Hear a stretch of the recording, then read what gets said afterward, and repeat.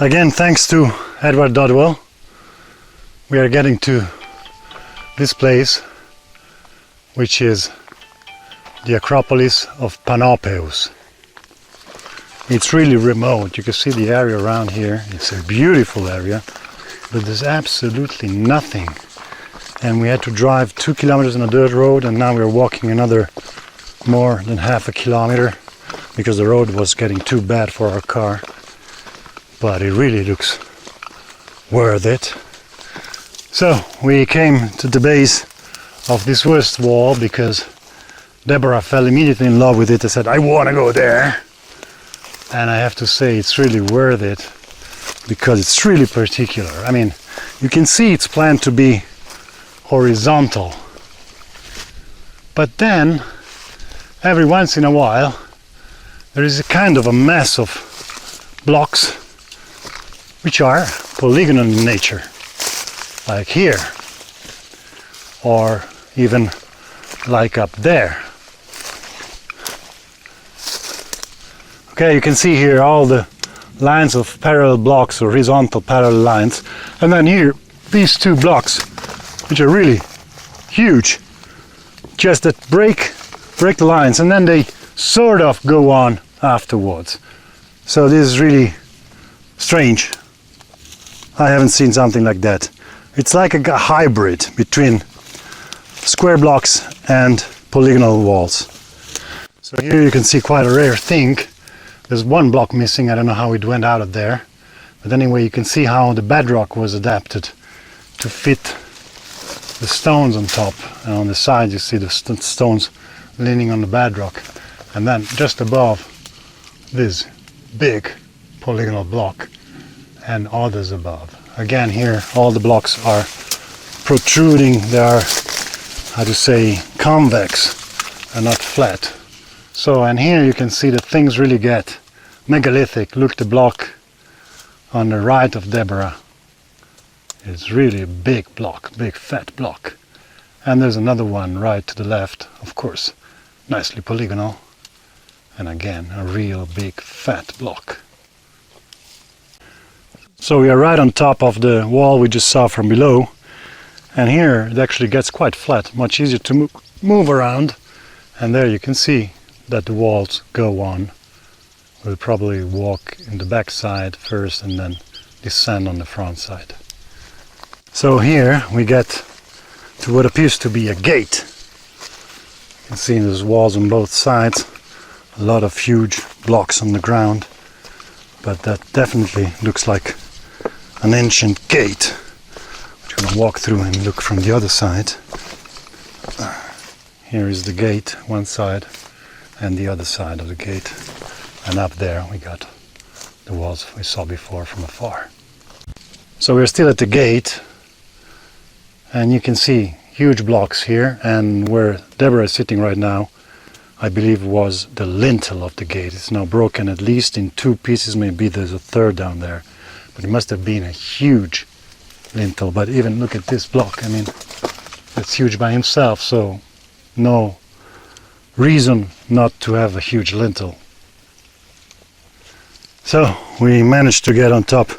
All the trails, the paths are really in bad conditions, really bad to walk. And here you can see the wall from the inside. So, as I was saying, these are the blocks we saw on top of the cliff. I just want to point out the size of these blocks.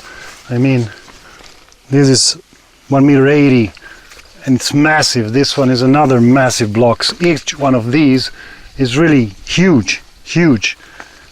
Down there again. So it's really incredible. They're not nice on the inside, but you see what was supposed to be on the outside is very nice and precise.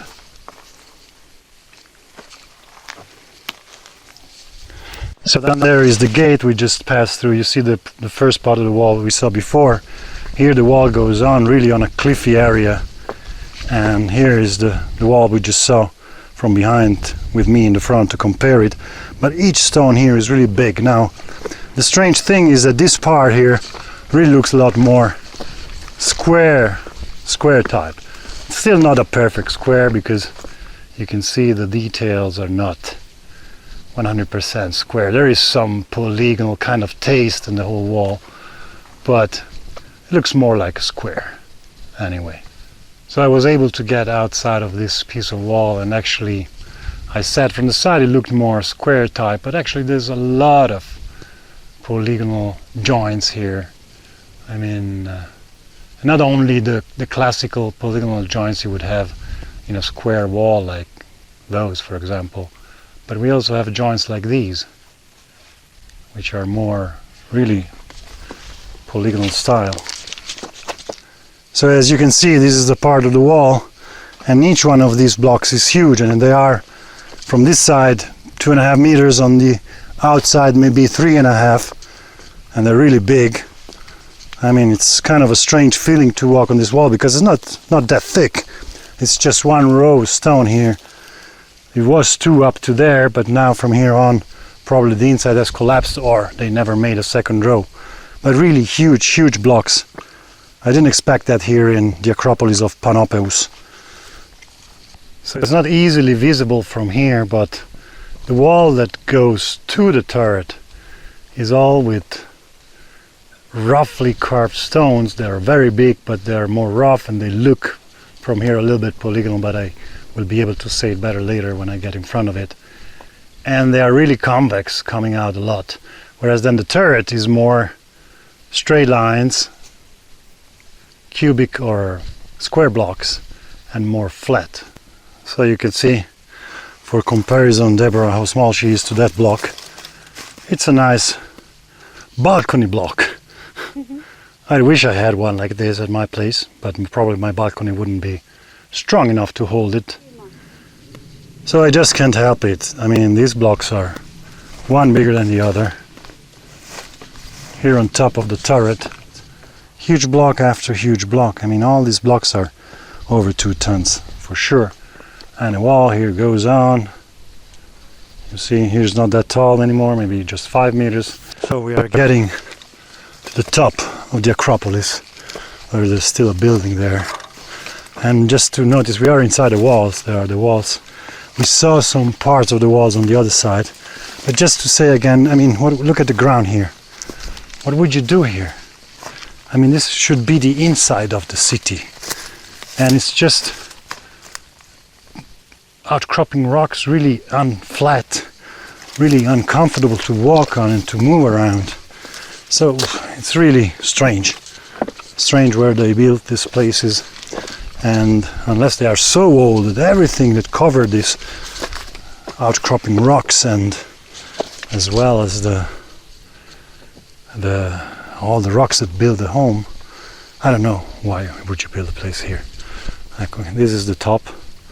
It's not really tall, it's maybe 2.5 meters, and the tallest is the column. Some blocks are big, it's been repaired with some bricks. So we're here on the top. There's not much here, just a great view of a valley and the mountains. Really a remote area here, and I believe that big mountain there is Mount Parnassus, and we are now somewhat to the east of it.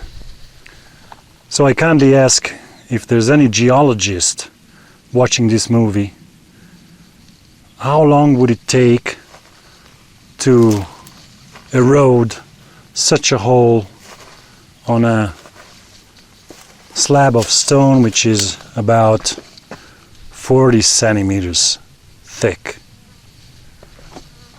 I can hardly believe that they placed a stone here with a natural erosion of this size in it already. Okay, that's the first part we filmed today. You can see the wall going up here. There's the turret with the whole wall, and there it goes on. Certainly more than 500 meters, maybe 1 kilometer. It's really hard for me to guess the length. Anyway, if you get here, I suggest you either get an off-road car or you're ready to walk, because this road at times is nice, but at times is really not good for driving with a normal city car. If you want to see a nice huge wall where nobody comes, which again raises a lot of questions who these people were. They were building this type of megalithic walls on top of mountains in places that even today are not easily accessed. Who were these people? Good question. Even from afar, from this distance, the stones seem to be really, really big. The wall seems to be going on in the water. So I'm trying to get to the lowest part of this wall. So just to give you a sense of scale on the size of this gate, and that's the back part of the wall.